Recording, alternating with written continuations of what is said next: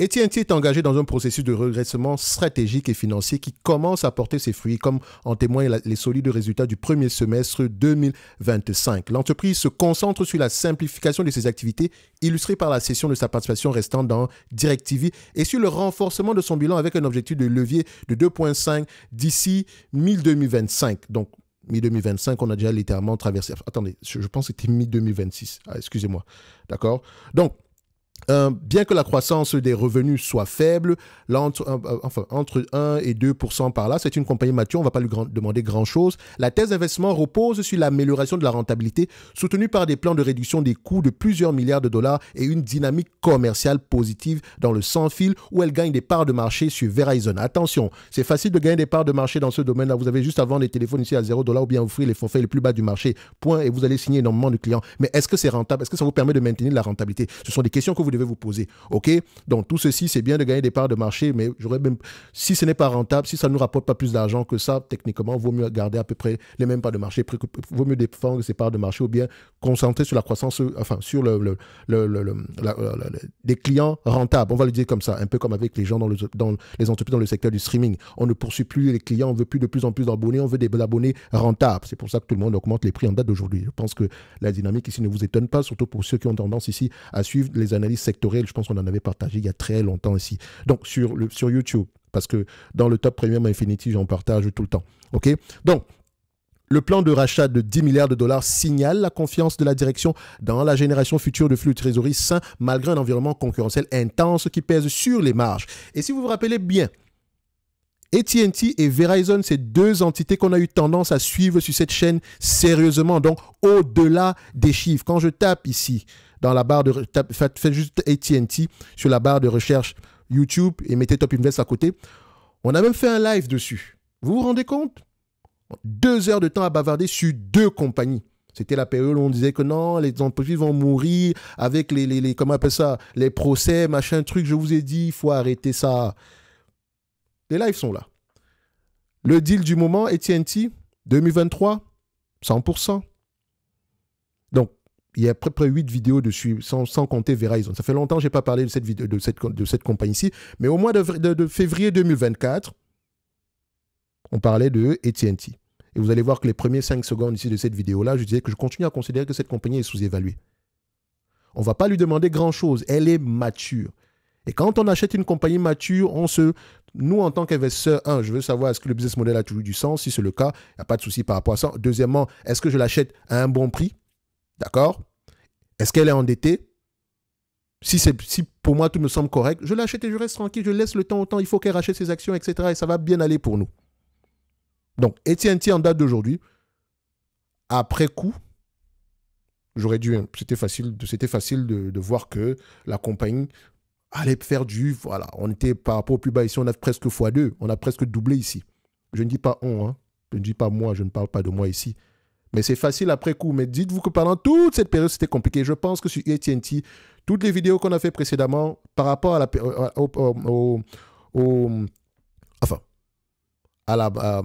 au narratif à ce moment-là, j'avais tendance à vous donner mon point de vue, qui n'engageait que moi. Que ce soit entre le moment où la compagnie devait se séparer avec Warner Bros. Discovery, c'était une bonne décision. Vendre en l'air DirecTV, c'était une très bonne décision. Revenir sur le cœur de métier ici, c'était une bonne chose. Et tout ceci a tendance à se réaliser. Vous voyez qu'une fois qu'on a fait cela, tout fonctionne. Enfin, ça semble fonctionner. En tout cas, les opérateurs de marché se rendent compte que en fait, l'entité était sous-évaluée. Et qu'est-ce qu'elle a fait pendant toute cette période-là? Rachat d'actions, T. Donc, c'est important de lire au-delà des chiffres, les amis. Il faut avoir également une vue sectorielle dans toutes les... Enfin, quand il dit une vue sectorielle, vous devez à peu près comprendre les industries dans lesquelles les entreprises exercent. Les chiffres, etc., c'est bien, mais ça ne vous permet pas de rester investi à long terme en période difficile. D'accord? Donc, ici, AT&T, le revenu baisse, mais on sait pourquoi est-ce que ce revenu-là baisse. OK? On a eu des spin-offs, etc. D'accord? Donc, ensuite, la marge brute ici, stable. C'est un business mature. Marge EBITDA, stable. Il n'y a que 3 compagnies maintenant aux États-Unis. AT&T, T-Mobile et qui? Verizon. Ils n'ont aucun intérêt. C'est un oligopole. Ils n'ont aucun intérêt à se faire une concurrence sur les prix. Donc, sur ce genre d'entreprise, quels soient les bénéfices, et pendant ce temps-là, l'entreprise n'a qu'à racheter ses actions. Donc, AT&T dégageait énormément de free cash flow. Même en période difficile, c'est une entreprise qui a toujours dégagé au moins une vingtaine de milliards, disons 18-19 milliards par là, en termes de free cash flow. Et en termes de prévision, on pouvait le voir ici, les attentes sont à peu près également vers ces niveaux-là. OK? Donc, on est plutôt sur une stabilité. Maintenant, la dette nette sur EBITDA, aux alentours de 2,5. Enfin, aux alentours de 2,8 présentement, avec mi-2025, ils ont un objectif de 2,5. C'est une bonne chose. La dette du point de vue volume, vous voyez qu'elle diminue. D'aucuns diront que ouais, mais elle est très endettée, 140 milliards. 140 milliards par rapport à la génération de flux de trésorerie, c'est rien du tout. Elle peut repayer la dette nette ici avec les free cash flow en 7 ans, en moins de 10 ans. Donc, c'est parfait. Et la dette, on ne la regarde pas juste comme ça du point de vue volume. C'est comme une compagnie comme ARK. Vous allez regarder la dette qui est énorme. 10 fois l'EBITDA ici, mais si vous regardez la dette, comment est-ce qu'elle est échelonnée dans le temps, la structure de cette dette-là, en fait, c'est une entreprise qui a la capacité de souffrir. D'accord? Donc, je vous renvoie toujours ici, j'en ai parlé dernièrement ici, ceux qui sont ceux qui ont le cours sur la formation sur les rates ici, regardez toujours la dette, enfin, ceux qui ont accès à cette formation-là, regardez toujours comment est-ce qu'on a apprécié la dette sur cette rate-là, et appliquer la même chose sur toutes les compagnies, sauf les bancaires et les compagnies d'assurance. Parce que ça, ce sont des entités un peu particulières. Bref, de manière générale, ici, nous avons une entreprise. Pendant ce temps-là, qu'est-ce qu'elle faisait? Le marché ici, en termes de rachat d'actions, on était plutôt sur une stabilité. L'entreprise n'a pas beaucoup racheté les actions ici. Il faut dire qu'elle a initié un programme de dépenses en capital très élevé. Parce qu'il fallait avoir le droit d'exploiter la 5G, etc. Et ce n'est pas gratuit. On a besoin enfin, pas qu'on a besoin, on achète ces permis-là. Donc, ça a une certaine valeur. Donc, dites-vous que les compagnies de télécom, même si elles rapportent $0, si elle a des permis d'exploitation, bon, j'appelle ça des permis, mais ce n'est pas le terme ici, mais si elle a le droit d'exploiter ici certaines, comment on appelle ça? Oh là là, bref. Certaines, ce sont des, c'est quoi, comment on appelle encore ça, des zones hertziennes, ce genre de choses-là. Le terme m'échappe ici. Mais faites attention, quand vous regardez une compagnie dans le segment des télécommunications ici, demandez-vous toujours, est-ce qu'elle a des permis? Est-ce qu'elle a des... C'est parce que c'est un intangible qui vaut des milliards. Dans AT&T, par exemple, AT&T a près de 50 milliards d'intangibles qui ont une réelle valeur sur le marché en date d'aujourd'hui. Je pense que c'est Verizon qui a racheté une entité qui n'avait presque pas d'argent ici, mais qui avait le droit d'exploiter certaines zones 5G aux États-Unis. C'était un deal. Donc, ici, monsieur le marché a tendance à payer combien de fois les bénéfices pour ce type d'entreprise? Voilà. Nous avons ce que je n'aime pas, enfin pas que je n'aimais pas, ce que je n'aime pas beaucoup sur AT&T, parce qu'ils n'ont pas racheté énormément d'actions entre-temps. Ils peuvent toujours continuer à le faire en date d'aujourd'hui, hein, mais regardez, AT&T, on vous vendait cette compagnie à 6 fois les revenus, 6 fois les bénéfices, 18 milliards. Admettons, revenons à peu près à ce niveau-là. Market capitalisation ici. Revenons à cette période, on avait pris une capitalisation aux alentours de 105 milliards par là. Pour une entité qui rapporte à peu près 18 milliards par an, ça donne un rendement sur coût de 17%. Aujourd'hui, ça n'a pas trop changé. C'est à peu près le même 18 milliards, 15 fois les bénéfices ici. Si vous enlevez la dette nette qui est à peu près à 140, disons, dette nette ici, on tombe à combien? 140, ouais, disons 142. Hein. 142 moins 142, on aura quelque chose inférieur à 10 fois les bénéfices. D'accord? Ça donne à peu près 128 ici. Et même si on prend le 100, imaginez qu'on prend le 128 ici, de manière générale, on aurait toujours eu un bon deal à ce niveau-là. Mais comme je l'ai toujours dit, payer moins de 10 fois les bénéfices pour une entité qui a encore du potentiel, enfin, qui a un business model qui a du sens ici, je pense que c'est abusé. D'accord? Donc, je peux faire prendre ici 10 fois les 18 milliards fois 10 ici, ça fait à peu près 180 milliards divisé par le nombre d'actions en date d'aujourd'hui. On a à peu près 7 milliards 200 divisé par 7,22. On aura à peu près un prix aux alentours de $25 l'action. Et je n'ai pas pris en considération les attentes des analystes, etc. parce que ça pourrait être bien plus élevé que ça. Il faut le voir ici, ça reste un business prévisible. Les télécoms, c'est généralement prévisible. On a des revenus récurrents, etc. Sans compter qu'on a la possibilité maintenant de proposer Internet, ne l'oubliez pas, grâce à la 5G, à domicile, dans certaines zones où il y a énormément de... Dans certaines zones bien particulières ici, donc faites attention, on ne peut pas offrir Internet partout parce que la fibre optique reste toujours compétitive de manière générale.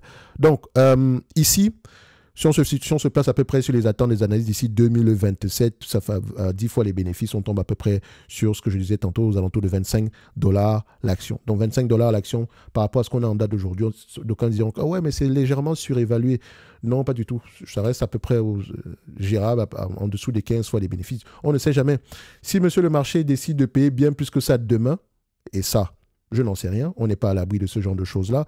Donc, c'est-à-dire que, imaginons que le monsieur le marché paye 15 fois les bénéfices, on prend en considération la dette, ça donnera un target presque aux alentours de 37 $. OK? 37 $ l'action. Donc, ça sera à peu près le plafond de verre. Mais en réalité, pour ce genre d'entreprise, c'est le dividende. OK? Tous ceux qui ont ces actions, je dis bien, si vous avez acheté laissez-moi savoir ceux qui ont du AT&T à 15 $ ou bien en dessous des 20 $ ici. Et dites-vous que, voilà, un jour, le dividende en lui-même, il aura tendance à croître ici, mais la priorité, c'est le remboursement de la dette. Le fait qu'on ait baissé ce dividende dernièrement, ce n'était pas une mauvaise décision. Je pense qu'on avait fait une vidéo également par rapport à cette période-là. Donc, vous voyez que tout commence, enfin, les choses rentrent dans l'ordre petit à petit. Et monsieur le marché apprécie cela. Et nous, ici, le plus important pour nous, c'est de s'intéresser aux entreprises quand le marché a tendance ici à les négliger. On adore acheter les fameux couteaux qui tombent en termes de prix. Parce qu'en réalité, ce qui nous intéresse, c'est la pérennité du business model en lui-même. OK? Ça peut prendre du temps, mais ça fonctionne. Attention, le AT&T de cette période n'est pas le même qu'ici. OK? Le cœur de métier est toujours le même, en tout cas majorité. Mais ici, on avait à peu près fait ce qu'on appelle généralement la diversification. Aller sur les segments d'activité sur lesquels on n'a aucune maîtrise, sans compter que le streaming est arrivé entre-temps, etc. Donc, ça a mis beaucoup de... Enfin, les plans sur 10-20 ans qu'on avait ici ne sont plus les mêmes en date d'aujourd'hui. Bref, le dividende en lui-même, il est safe, il y a de grandes chances qu'il continue à croître. Si on vous distribue la totalité des bénéfices nets en dividende en date d'aujourd'hui, vous aurez du 7,41%. Actuellement, c'est 3,92%. Donc, au prix actuel, est-ce que je pourrais dire que l'entreprise est surévaluée? Non. Mais ce n'est pas le même, c'est pas le deal du siècle en même temps. Si je l'achète en date d'aujourd'hui, je n'espère pas plus que le dividende, l'augmentation du dividende. Et pour moi, ça serait avant tout la priorité, le remboursement de la dette qui est prioritaire. Et c'est ce que je vais voir sur les mois à venir, sur les années à venir. OK? Est-ce que AT&T mérite d'avoir une place dans ma watch? De toute façon, elle est dans ma watch de toutes les façons. Donc, je mettrai ici un target price à 25 $ l'action. Et ça n'engage que moi. OK? Pour tous ceux qui veulent aller plus loin, toutes les informations sont en description de cette vidéo. Pour les autres, ici, on te donne rendez-vous sur la prochaine. Et d'ici là, portez-vous bien. N'oubliez pas, ceux qui ont du AT&T en dessous de 20 $, laissez-moi savoir. Et dites-moi également depuis combien de temps vous l'avez acheté et comment est-ce que vous avez réussi à tenir pendant cette période-là. Témoignez, montrez aux gens que, en fait, en réalité, investir à long terme, c'est juste être patient. Choisir ses actions, acheter à bon prix et patienter. Et quand je dis patienter, ça ne veut pas dire patienter dans le vide. Non. Vérifiez que le plan d'investissement de départ est toujours d'actualité. Renforcer et attendre. C'est comme je dis toujours aux gens, Amazon, c'est matin, midi, soir, je ne stresse même pas un tout petit peu. Dernièrement, il a eu quoi? Une amende de 2,5 milliards. C'est malheureux, mais on a les moyens de payer. On aurait bien voulu qu'on rachète plutôt des actions avec cet argent-là, qu'on ne soit pas condamné pour ce genre de choses. Mais, je vais dire, ça ne met pas en danger le business model de la compagnie. On a un communication service ici, donc je vais aller là. 25 $ l'action. Ça mettrait ici que c'est légèrement surévalué, mais celui qui regarde la vidéo sait que connaît mon avis par rapport au sujet. Bon pour le dividende uniquement. Bref, un like, un abonnement, un commentaire, ça fait toujours plaisir. Merci, au revoir.